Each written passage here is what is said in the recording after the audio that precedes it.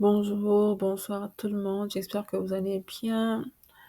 Moi, je vais bien, merci. Merci de participer à ce Google Meet. Nous allons commencer. Pour ceux qui ne me connaissent pas, je m'appelle Ginia Tumba, je suis congolaise, résidant aux États-Unis, fondatrice de Gina Enterprises, une compagnie qui évolue dans le secteur de l'éducation où nous aidons les étudiants internationaux à obtenir des inscriptions dans les universités américaines. Je suis aussi consultante UNV où je sers moi-même en tant que volontaire des Nations Unies. Aujourd'hui, nous allons parler d'un sujet qui est le volontariat international comme une porte d'entrée aux Nations Unies. Alors, je demanderai à chacun de nous, chacun de vous, si vous avez des questions tout au long de la présentation. Veuillez juste les noter ou encore les envoyer dans le chat box. Et juste après la présentation, nous allons répondre à toutes vos questions. Alors, euh, pour sa petite définition, qu'est-ce qu'est le volontariat international? En termes plus simples, le volontariat international est juste le fait de s'engager bénévolement dans une mission humanitaire, sociale ou de développement. Alors, nous n'allons pas seulement parler de volontariat international dans les Nations Unies, mais nous allons aussi cibler les associations, les ONG et d'autres organisations internationales juste en développant. Et la question qu'on se pose est de savoir pourquoi le volontariat est une opportunité. Premièrement, ça nous permet d'acquérir de l'expérience pratique, c'est-à-dire que faire le volontaire avec les Nations Unies vous permettra de renforcer votre CV et son employabilité. Si vous voulez bien continuer dans cette carrière, travailler dans les organisations internationales, cela va vous permettre aussi de développer vos compétences professionnelles si vous n'en avez pas. Le deuxième point, c'est que vous allez créer un réseau international, c'est-à-dire le réseautage, en travaillant pour des programmes de volontariat local ou international. Et vous allez aussi élargir votre cercle de contact, votre carnet d'adresses et accéder à des nouvelles opportunités. Alors, le troisième point, c'est que vous allez découvrir de nouvelles cultures et réalités. Par exemple, si on vous envoie en mission dans un autre pays, vous découvrez une nouvelle culture, une nouvelle langue. Et le quatrième point, c'est accéder à des organisations internationales. C'est-à-dire que en tant que volontaire des Nations Unies, vous allez travailler avec vous avez la possibilité de travailler avec plusieurs organismes internationaux. Par exemple, UNESCO, UNICEF, UNDP, donc tous ces organismes internationaux ont des missions à donner à des volontaires dans la plateforme des Nations Unies des volontaires. OK? Donc, si, par exemple, vous avez besoin de tracer une carrière dans les Nations Unies, donc le volontariat international est un bon pas. Ici, nous allons voir les types de volontariat. Il y en a plusieurs, mais j'ai juste énuméré 5. Le premier, c'est le volontariat humanitaire. Par exemple, je donne un exemple, ceux qui distribuent les vêtements, de la nourriture dans les camps des réfugiés, notamment avec l'Agence des Nations Unies pour les réfugiés. Eux, ils sont dans le volontariat humanitaire. Il y a aussi le volontariat social, où il y a des jeunes qui donnent des formations, par exemple, des mentorship, de workshops. Ça peut être n'importe quelle formation, mais qui contribue au développement social d'une communauté. Parfois, c'est UNICEF qui s'occupe de ça. Il y a aussi le volontariat éducatif, c'est-à-dire que on peut vous prendre, si vous avez certaines compétences, par exemple en pédagogie, en langue. Si vous savez parler plusieurs langues, on peut vous prendre pour aller enseigner, par exemple, le chinois, le portugais dans un autre pays, dans des écoles. Donc là, c'est par exemple l'UNESCO, l'UNESCO, qui s'occupe de ça. Il y a les volontariats en santé, où les volontaires font la sensibilisation, par exemple, des nouveaux vaccins, ou encore ils font la distribution des médicaments. Là, c'est l'OMS l'Organisation mondiale de la santé qui s'occupe de ça. Il y a des fois, voilà. Il y a aussi le volontariat environnemental où des jeunes sensibilisent, par exemple, pour le changement climatique, garder notre environnement propre, des programmes d'environnement. Là, c'est, comment on appelle ça?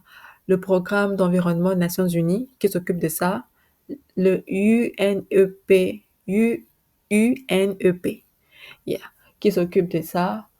Euh, il y a plusieurs types de volontariat comme ça, comme volontariat, ça peut être d'un projet technologique, culturel, événementiel.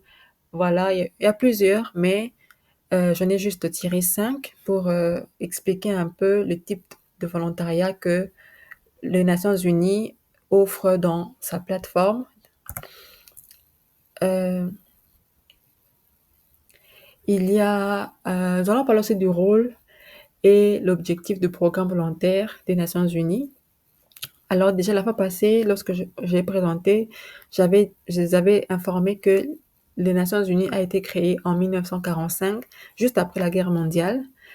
Et le programme de volontaires des Nations Unies a été créé en 1970, donc juste 25 ans après avoir créé les Nations Unies. Alors, il a été créé pour mobiliser les volontaires à soutenir les agences de ONU, donc les agences et les organismes internationaux, mais aussi les gouvernements et et la société civile. Okay? L'objectif principal, c'était de promouvoir la paix et le développement durable grâce à l'engagement du citoyen. Jusque-là, nous comptons plus de 150 pays qui hostent les programmes ou encore les missions des Nations Unies et cela continue à croître. Donc, il y a plusieurs pays qui sont liés ensemble, qui travaillent dans le but de maintenir les ODD. J'ai parlé de ça la fois passée aussi pour ceux qui étaient là. Pour ceux qui n'étaient pas là, vous pouvez juste aller sur YouTube, notre page YouTube et suivre la vidéo de la fois passée. On va parler des objectifs de développement durable, une petite histoire sur la création de l'ONU et les raisons pour lesquelles l'ONU a été créée. Voilà. Alors, les formes de volontariat, il y en a 3. Dans la plateforme de Nations Unies volontaire, il y a 3 formes de volontariat. Il y a le volontariat à distance, où tout le monde peut le faire chez lui à la maison, devant son ordinateur. Il y a le volontariat national, où le volontaire ne sert que dans son pays, où il a la citoyenneté. Donc, il sert dans son propre pays. Et il y a le volontariat international, où le volontaire est censé aller servir dans un pays à l'étranger. Donc, un autre pays que celui où il est citoyen. Ici, je vais soulever une petite précision. Le volontariat en ligne, il n'est pas payant, ok? Il n'est pas payant, c'est vraiment gratuit. Tu le fais à la maison, on ne te paye pas. Mais les volontariats qui demandent à ce que tu puisses te déplacer, là, c'est payant. Le volontariat international est payant. Alors, les conditions d'accès pour accéder euh, à ces missions de volontariat, premièrement, c'est être motivé, flexible et être engagé. Deuxièmement, avoir un diplôme. Ça peut être diplôme d'état, diplôme de licence ou encore de master. Ça dépend de la mission que l'on va t'assigner. Mais aussi, il y a cette compétence linguistique. Il y a des missions qui demandent à ce que la personne parle au moins 2 langues ou 3. Ça dépend. Il y a des missions qui demandent juste avoir la connaissance du français, d'autres qui demandent seulement avoir la connaissance de l'anglais, et d'autres qui demandent aussi d'avoir la connaissance des 2 langues au même moment, ou encore des 3, accompagnées de Spanish, l'arabe, l'espagnol, l'arabe, ou encore le russe. Ça dépend.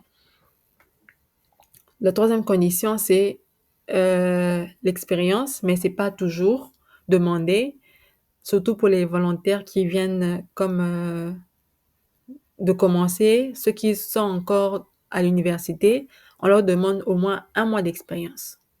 On va voir ça après. Je vais ouvrir la plateforme UNV pour vous montrer à quoi ça ressemble. Voilà, passons à autre chose.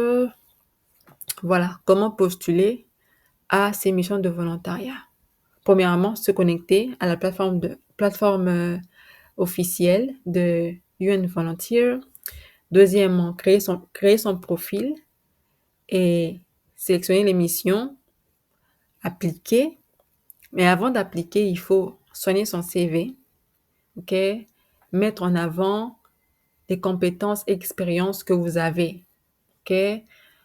Où vous avez travaillé, où vous avez étudié, ce que vous savez faire avec l'ordinateur, les outils digitales, les compétences professionnelles que vous avez, tout mettre dans ce CV-là avant de postuler. Alors, si vous avez des questions, vous pouvez poser. J'attends 2-3 questions. Ensuite, je vais passer vous montrer comment la plateforme des Nations Unies volontaires se trouve. Alors, j'attends vos questions. Est-ce que quelqu'un a une question?